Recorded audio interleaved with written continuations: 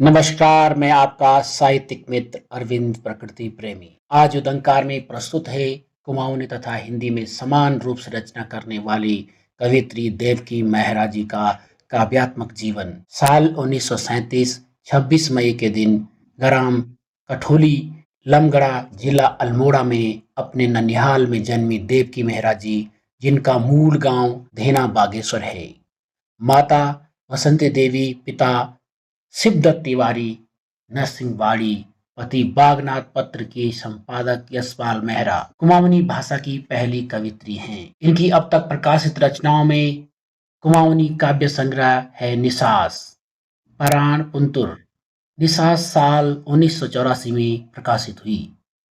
हिंदी कविता संग्रह है प्रेमांजलि साल 1960 में, स्वाति साल 1988 में।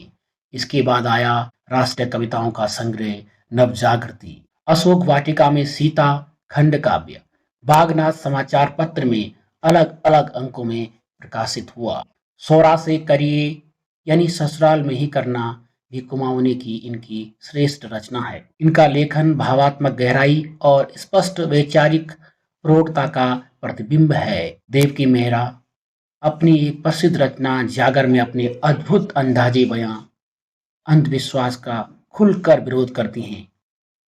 इनके ये विचार उन्हें कविताओं की दुनिया में प्रगतिशील और अत्याधुनिक कवित्री बनाती हैं। उदाहरण के तौर पर हम इन काव्य पंक्तियों को देख सकते हैं। त्याप्तों तुमन हो हाथ जोड़ी बेर बिनती छू, तुम या मैसन के लगनी देला सद्बुद्धि जरूर दिया। विचारों की अभिव्यक्ति है कि कवित्री देवताओं से कहती है कि हे देवताओं, तुमसे हाथ जोड़कर विनती है कि तुम यहाँ के आदमियों को कुछ भी नहीं दोगे तो उन्हें सद्बुद्धि अवश्य देना। समाज की कुरीतियों को हटाकर कवित्री एक आदर्श समाज की स्थापना करना चाहती है। वे मानती हैं कि देवी देवताओं के नाम पर लोगों को बहकाना, उनके जीवन को और अधिक दुखी बना देना जीवन के पिछड़ेपन का एक प्रमुख कारण है।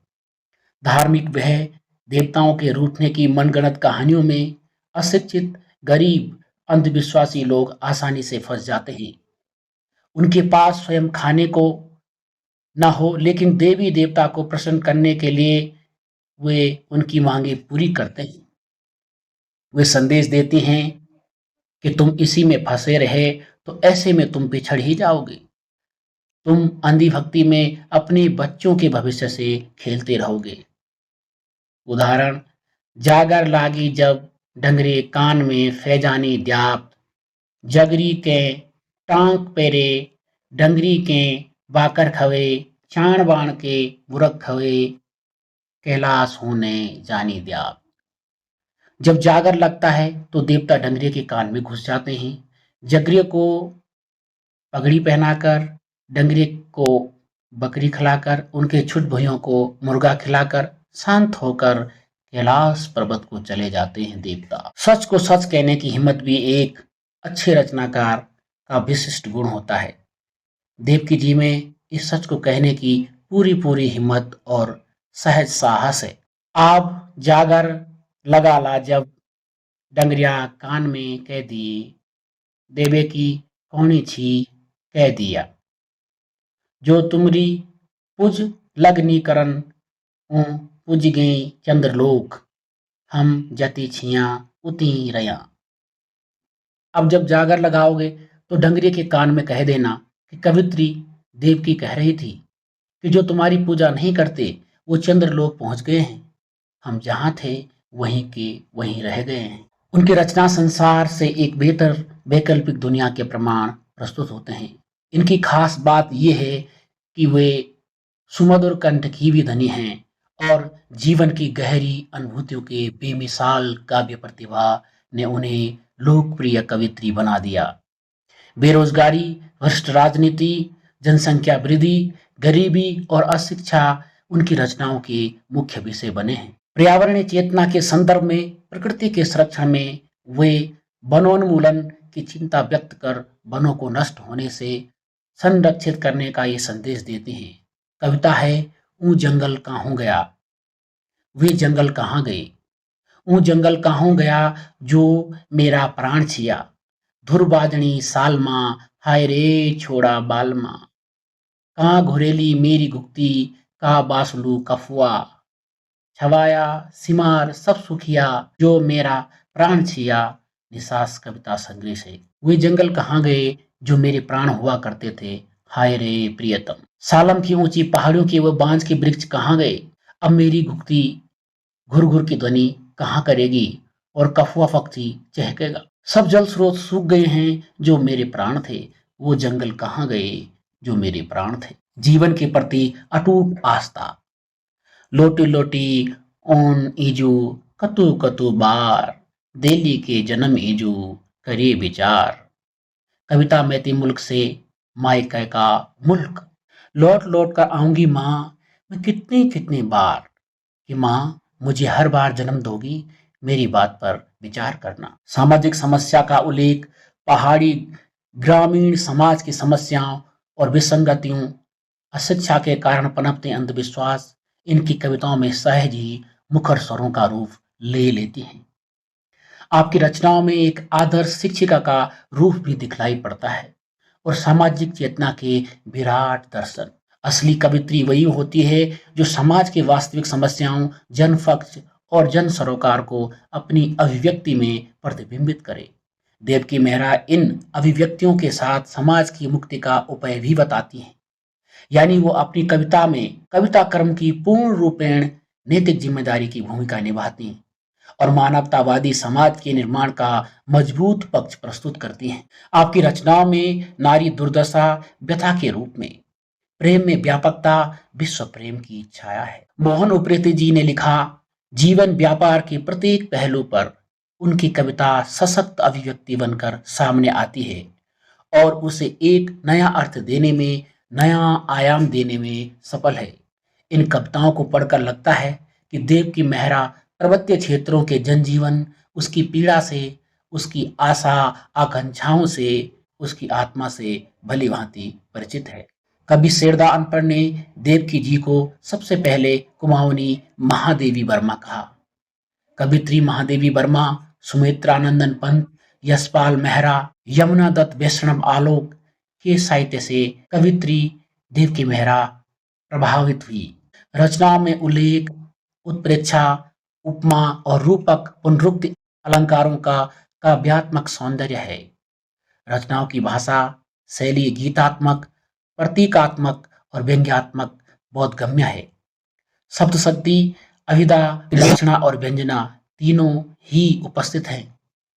इनकी कविताओं में गुण, माधुर्य, औज और प्रसाद भी विराजमान है। श्रृंगार, करुण रस की प्रधानता है। भाषा स्पष्ट और आडंबर रहित है। वे शिल्प की बारीकियों की अपेक्षा कथ्य की संप्रेषणीयता को अधिक महत्व देती हैं। बेटी बौणिक म्याल खत्म, पिरुआ का डाल खत्म, किले उजेड़ी तेरी पिछोड़ी, किले तोड़ा त्यार बटन। जंगल जाने वाली बेटी बहू का तो मेला खत्म हो गया। पिरुल यानी चीड़ की पत्ते के टोकरे नष्ट हो गए। किसने खींच ली जंगलों की यह चादर, किसने तोड़ दिए तेरे अंगिया के बटन। भाषा अविदा से व्यंजना के स्तर तक पहुंच गई। अलंकार, उपमा, उत्प्रेक्षा और रूपक है। रचनाओं का प्रमुख स्वर नारी जीवन की पीड़ा है। पहाड़ के समाज की नारी दुर्दशा से उनका स्त्री सुलभ हृदय करहा उठता है। नारी जीवन से जुड़ी समस्याएं ही उनकी चिंता की विषय है। कृषि जीवन का यथार्थ, बहुविध सांस्कृतिक झलकियां, प्रेम गीतों का अद्भुत संगम है। लोक विश्वास और अंधविश्वास पर गहरी चोट कर ग्रामवासियों को इसे दूर रहने का उपाय बताकर सभी को सही मार्ग पर चलने की राह प्रशस्त करती हैं, और जीवन की प्रगति को पंख लगाना चाहती हैं। उत्तर प्रदेश हिंदी संस्थान ने सुमित्रानंदन पुरस्कार 1984, कुमाऊं गौरव 1986, पर्वतीय साहित्य संस्थान दिल्ली द्वारा सितारगंज में नागरिक सम्मान 1986, आचार्य नरेंद्र देव शिक्षा निधि सम्मान 1987, अरुणोदय संस्था हल्द्वानी का सम्मान 1988, कुमाऊं चैरिटेबल ट्रस्ट का साहित्य पुरस्कार 1996, पछतावा कहानी पर प्रौढ़ शिक्षा केंद्र देहरादून द्वारा प्रदत्त सम्मान 2001, उत्तराखंड वरिष्ठ साहित्यकार सम्मान 2006, प्रतिभा अवार्ड विद्या वारिधि शिखर साहित्य सम्मेलन 2007, कुमाऊनी साहित्य सेवी सम्मान पेहरू 2009, अंतर्राष्ट्रीय महिला दिवस साहित्य सम्मान वसुंधरा 2009, मोलाराम लोक भाषा सम्मान उत्तराखंड भाषा संस्थान देहरादून 2011-12, उत्तराखंड द्वारा तीलू रोतेली सम्मान 2011-12, मोहन उप्रेती लोक कला शोध समिति द्वारा लोक संस्कृति सम्मान शेर सिंह बिष्ट कविता पुरस्कार पेहरू 2016 आदि सम्मान और पुरस्कारों से देवकी मेहरा को नवाजा गया। दूरदर्शन लखनऊ से 1983 से कविता प्रसारित हुई। जीवन के प्रति अटूट आस्था, धैर्य, लगन, साहित्य के प्रति गहरा लगाव और समर्पण का भाव ही उनकी रचनाशीलता का प्रमुख आधार है। व्यस्तता, तनाव के बीच उनका रचना कर्म का सफर थमा नहीं। अभी 90 की उम्र के इस पार भी वे अनवरत साहित्य सृजन में लगी हुई हैं। उनका नया काव्य संग्रह आने वाला है। उनका युवा पीढ़ी के लिए संदेश है, अगर दृढ़ इच्छा शक्ति हो तो कोई भी काम असंभव नहीं।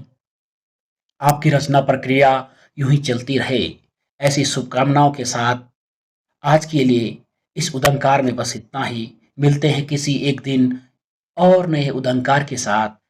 नमस्कार, धन्यवाद।